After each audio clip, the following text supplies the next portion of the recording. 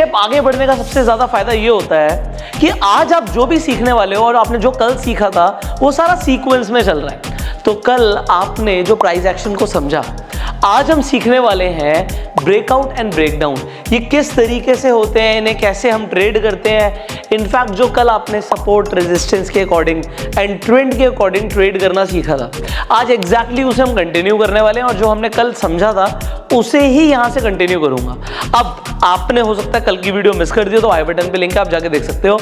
In fact ये एक series चल रही है, हम एक क्रैश कोर्स कर रहे हैं जिसमें आप starting from fundamental analysis to technical analysis, आपको जो भी सीखने की जरूरत है 21 डेज का क्रैश कोर्स है।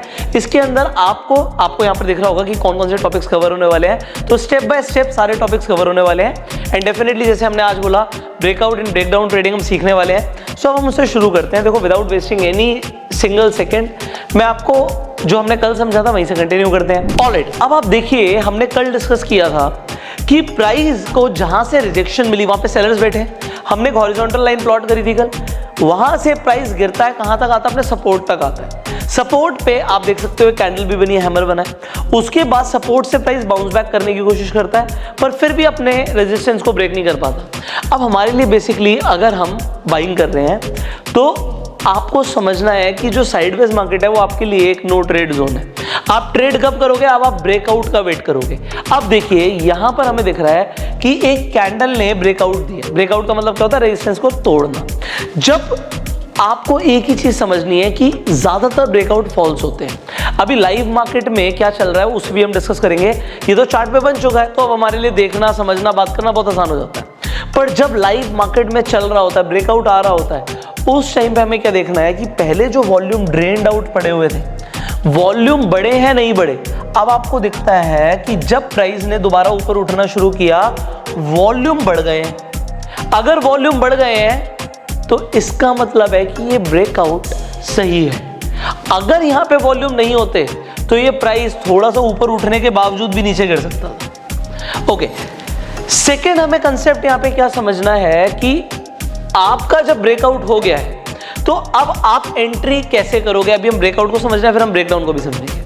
जब आपका यहां पर समझ आ रहा है कि भैया ब्रेकआउट हो गया है, आपने ब्रेकआउट के बाद देखा वॉल्यूम आ रहे हैं, आपने एंट्री करी, आपको एक बात समझ आ रही है कि जैसे रेजिस्टेंस क्रॉस होता है प्राइस अपने नेक्स्ट रेजिस्टेंस के पास जाने की कोशिश करेगा। ये रेजिस्टेंस कल के ही हैं, जो हमने कल बोला था कि लास्ट स्विंग हमने ये रेजिस्टेंस खुद ही प्लॉट करे थे। ओके, हमने देखा था कि प्राइस को बार बार जहां पे रेजिस्टेंस मिला हुआ है तो अगर प्राइस ने एक बार अपना रेजिस्टेंस ब्रेक किया वो नेक्स्ट रेजिस्टेंस तक जाएगा।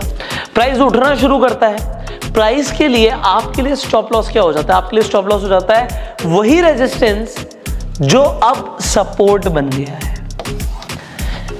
यहां पर ये रेजिस्टेंस था पर अब ये सपोर्ट बन गया है। प्राइस ने जो रेजिस्टेंस ब्रेक किया था आप देखो ऑलमोस्ट उसी लेवल पर आके दोबारा से सपोर्ट लिया और प्राइस ने उठना शुरू किया। अब हमारे लिए ये री एंट्री भी हो सकती है क्योंकि नीचे वॉल्यूम बहुत स्ट्रांग है। क्योंकि वॉल्यूम स्ट्रांग है हमें कंफर्मेशन मिलती है कि प्राइस अपने अगले रेजिस्टेंस तक जाने की कोशिश करेगा। अब यहाँ पे मार्केट बंद हो गई, अब मार्केट बंद हो गई। बट एक बात को समझो, अगर आप यहाँ पर देखेंगे हमने दो चीजें समझी नहीं। एक चीज समझिए सपोर्ट रेजिस्टेंस और दूसरा ट्रेंड क्या चल रहा है। यहां पर 5 मिनट के टाइम फ्रेम पर हम देख रहे हैं, अगर हम 15 जितना बड़ा टाइम फ्रेम होगा हमारी एक्यूरेसी उतनी ज्यादा बढ़ जाएगी। अच्छा, यहाँ पे कुछ चार्ट पैटर्न भी है, इसके ऊपर हम बाद में डिस्कशन करेंगे। इसी सीरीज में हमें चार्ट पैटर्न्स को भी समझना है, पर अभी के लिए हमें देखना है कि ट्रेंड कौन सा चल रहा है। अगर आप ट्रेंड को फॉलो करो तो आपको समझ आ रहा है कि प्राइस लगातार हायर हाइज बना रहा है। क्योंकि हायर हाइज बना रहा है और यहाँ पे वॉल्यूम ज्यादा है तो प्राइस, अगर आप प्राइस एक्शन देख रहे हो तो ट्रेंड अभी चल रहा है। अगले दिन मार्केट खुलती है, देखो ये आज की मार्केट चल रही है। मार्केट ओपन यहाँ से भी हमने बात करी थी कि ग्रीन कैंडल जब भी होती है तो ओपन हमेशा नीचे से होता है, क्लोज हमेशा ऊपर होता है। तो एक बहुत बड़ी ग्रीन कैंडल बनती है, ट्रेंड चल रहा है। उसके बाद आपको, अच्छा हम बाद में देखेंगे चार्ट पैटर्न्स के बारे में, बाद में बात करेंगे, ठीक है। तो वो चार्ट पैटर्न्स को ट्रेड करना भी प्राइस एक्शन है बट हमें समझना है। एनीवेज मैं इसे हटा देता हूँ। तो आपको दिख रहा है कि ठीक है मार्केट ने कंसोलिडेट किया। उसके बाद आपको यहाँ पर दिखता है कि एक बहुत बड़ी ग्रीन कैंडल बनी है। एनीवेज एक चार्ट पैटर्न मैं आपके लिए दिखा रहा हूँ कि इस तरीके से आपके लिए एक ब्रेकआउट था ठीक है, तो ब्रेकआउट आया, ब्रेकआउट के टाइम पे वॉल्यूम बढ़ गए, उससे पहले ड्रेन्ड आउट थे, क्योंकि वॉल्यूम बढ़ गए you can take a entry.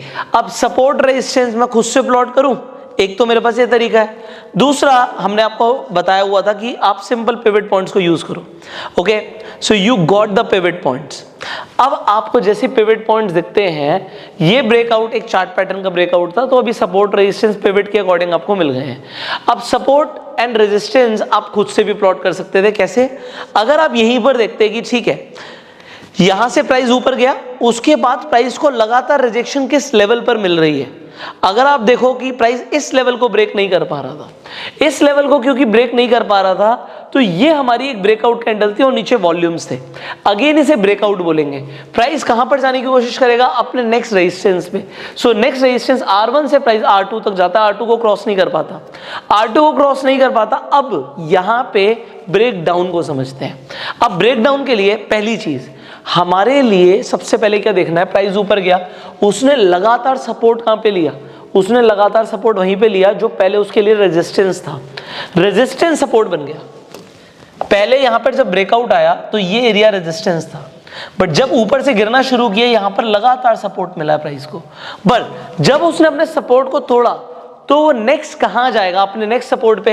ये नीचे वाली जो R1 की लाइन है, अगर आप देखो तो ये कितना बढ़िया सपोर्ट है, बार बार प्राइस आके उस एरिया के आसपास सपोर्ट ले रहा था। अब आप क्या देखते हो, जो प्राइस था ऊपर से R2 को ब्रेक नहीं कर पाया, दोबारा नीचे गिरना शुरू करता है और उसे बार बार सपोर्ट मिल रहा है। जो हमारा रेजिस्टेंस था वही अब हमारा दोबारा से सपोर्ट का काम कर रहा है। प्राइस उस एरिया के आसपास आके सपोर्ट ले रहा है। पर आप क्या देखते हो, एक कैंडल बनती है जहां पर आपको क्लियरली दिख रहा है कि एक ब्रेकआउट हुआ, यहां पे ब्रेकआउट हुआ, ओके, और ब्रेकआउट जब हुआ उसके बाद आप क्या देखते हो, अगली कैंडल का वॉल्यूम और भी ज्यादा है, वॉल्यूम आया। अब वॉल्यूम आने के बावजूद भी आपने एंट्री ले ली। क्यों ली? क्योंकि हमारा पर्पस क्या होता है, जो भी कैंडल ब्रेकआउट दे, जैसे उस कैंडल का लो ब्रेक हो जाए आप एंट्री मार दो। तो आपने नेक्स्ट कैंडल में एंट्री मार दी, आपने एंट्री मारी, आपका स्टॉप लॉस पता है क्या था? जो आपका सपोर्ट टूटा है वो रेजिस्टेंस बन गया है। प्राइस नीचे जाता है बट उसके बाद बाउंस बैक करना शुरू करता है और आपका स्टॉप लॉस हिट हो जाता है। मैं आपको एक चीज बताऊंगा, मार्केट को ना स्टॉप लॉस देना सीखो। स्टॉप लॉस में बाहर हो जाओ, बाहर हो गए, अब आपको देखना है कि अब क्या चल रहा है, प्राइस एक्शन को समझना है। जर्नली अभी मैं आपको ये लिखकर भी समझाऊंगा कि प्राइस ना रीटेस्ट करने के लिए वापस आता है। उसने बाउंस बैक किया पर वो R2 तक नहीं पहुंचा और दोबारा गिरना शुरू करता है। अब जब दोबारा गिरा, यहां पर आप देखते हो दोबारा से हमारे लिए ब्रेकडाउन आया है। ब्रेकडाउन के बाद आप नेक्स्ट कैंडल का वेट करते हो, आप नेक्स्ट कैंडल पर देखते हो कि नेक्स्ट कैंडल पे यहां पे वॉल्यूम कम है, कोई बात नहीं। उसके बाद आप क्या देखते हो कि भैया लो ब्रेक हो गया। जैसे ही लो ब्रेक हुआ आपने वॉल्यूम डेफिनेटली चेक करना है, वॉल्यूम कम है, ये फॉल्स ब्रेकडाउन भी हो सकता था। पर उसके बाद वॉल्यूम बढ़ने शुरू करते हैं, नेक्स्ट कैंडल में वॉल्यूम बढ़ना शुरू करता है एंड यू सी कि दोबारा से लो ब्रेक हुआ है। अब जब लो ब्रेक हुआ you take the entry again. आपने ब्रेकडाउन पे दोबारा एंट्री ले ली। आपका स्टॉप लॉस क्या है? ये छोटा सा, ये जो हमारा अभी रेजिस्टेंस बन चुका है सपोर्ट टूटने के बाद, ये हमारा दोबारा से स्टॉप लॉस है। अब अगर आप 1:2 1:3 के हिसाब से ट्रेड करते हो तो आपको यहाँ पे बहुत अच्छा ट्रेड मिला है, पर आपको आइडेंटिफाई करना पड़ेगा कि मार्केट में चल क्या रहा है। अब यहाँ पे वॉल्यूम्स हाई है, वॉल्यूम्स हाई है मतलब हम बने रहेंगे। अभी मैं नेक्स्ट वीडियोस में आपको इंडिकेटर्स भी बताने वाला हूं जो आप इसके साथ यूज करोगे। हम कोई भी इंडिकेटर्स अभी यूज नहीं कर रहे हैं एक्सेप्ट पिवट पॉइंट्स। सिर्फ पिवट पॉइंट से हम क्या ले रहे हैं, जो मार्केट का सपोर्ट और रेजिस्टेंस के मल्टीपल लेवल्स हैं वो हमें पता लग जाए। अब जैसे ही आप देखते हो कि R1 का दोबारा से क्या हुआ है, मान लेते हैं आपने यहाँ पे एंट्री नहीं ली, आपने देखा एक कैंडल ने R1 को तोड़ दिया, R1 को तोड़ दिया मतलब ब्रेक डाउन हो गया। ब्रेक डाउन के साथ वॉल्यूम है, आप कहोगे यस यार वॉल्यूम तो है। क्योंकि वॉल्यूम है आपने वेट करना है, आप वेट कर सकते हो दूसरी कैंडल का भी कि भैया लो ब्रेक हुआ, जैसे ही दूसरी कैंडल में लो ब्रेक हुआ you take the entry because volume है नीचे। इससे पहले वॉल्यूम नहीं थे बट अभी वॉल्यूम है, क्योंकि वॉल्यूम है आपने एंट्री मारी। अब आपका स्टॉप लॉस क्या है? जो R1 का सपोर्ट टूटा है यही आपका स्टॉप लॉस है। और अगेन 1:2 1:3 के हिसाब से ट्रेड देखो ना, बढ़िया चल रहा प्राइस एक्शन। अब हम क्या देखते हैं, अब हमें क्या देखना है, आपने मल्टीपल सपोर्ट एंड रेजिस्टेंस लिए हुए हैं। इधर you can follow the pivot points और yourself make the support resistance, दोनों ही आने चाहिए। अभी जनरली रूल क्या कहता है कि अगर R1 टूटा है तो प्राइस कहां तक जाएगा? प्राइस जाएगा पिवट तक। पिवट के आसपास से उसे दोबारा से यहां पे बायर्स मिल सकते हैं और प्राइस ऊपर जा सकता है। तो अभी मेरा जो लेवल है, मैं टारगेट क्या लूंगा? मेरा टारगेट बड़ा सिंपल है, मैं यहाँ पे कुछ हटा देता हूँ, ये मल्टीपल लेवल्स हटा देता हूँ। अभी आप ज्यादा कंफ्यूज ना हो, हम पिवट के हिसाब से ट्रेड कर रहे हैं अगर, तो अगर R1 टूटा है तो प्राइस पिवट तक जाने की कोशिश करेगा। अब पिवट का एग्जैक्ट जो ये लेवल है, हमें इसका वेट नहीं करना। इसके आसपास आप देख सकते हो कि यहां पे आप एक रेक्टेंगल बना दो। रेक्टेंगल आपको ज्यादा अच्छी कंफर्मेशन देता है कि पिवट के आसपास आपने एक जोन बना दिया कि भैया मेरा तो ये जोन हो गया। एक सेकेंड, ऑलरेडी यहां पे मैंने एक रेक्टेंगल इसलिए बना दिया क्योंकि आप लोग कंफ्यूज ना हो। आप ये मत सोचो कि प्राइस बिल्कुल वहीं तक जाएगा, जैसे ही जोन के आसपास भी आ जाएगा आप अपना प्रॉफिट बुक कर सकते हो और यू कैन ट्रेल। अब ये ट्रेलिंग क्या होता है? ट्रेल बड़ा अच्छा होता है। देखो होता क्या है, आप जनरली ये खुद देखोगे, जब मार्केट टूटती है तो बहुत तेजी से टूटती है। अगर आप सही इंस्ट्रूमेंट में ट्रेड कर रहे हो तो अच्छा पैसा बनेगा। सही इंस्ट्रूमेंट मैं आपको आगे समझाऊंगा। इट कुड भी, अभी आप समझ सकते हो कि ये पुट बाइंग हो सकती है और कॉल सेलिंग हो सकती है और फ्यूचर्स में ट्रेड करना हो सकता है।